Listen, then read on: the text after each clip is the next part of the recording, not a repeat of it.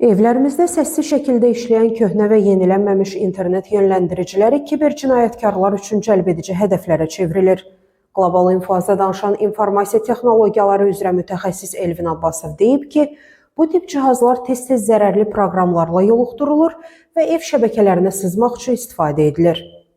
Stat. Router vasitəsilə həyata keçirilən hücumlar nəticəsində yalnız internet bağlantısı deyil, həmin şəbəkəyə qoşulmuş digər cihazlara da nəzarət mümkündür. Bu hallarda kiber cinayətkarlar istifadəçilərin şəxsi və bank məlumatlarını uğurlamaq, onlayn fəaliyyətlərini izləmək imkanı əldə etdilər. Yönləndiricilərin proqram təminatı mütəmadi yenilənməli, standart şifrələr dəyişdirilməli və şəbəkə təhlükəsizliyi üzrə tədbirlər görülməlidir.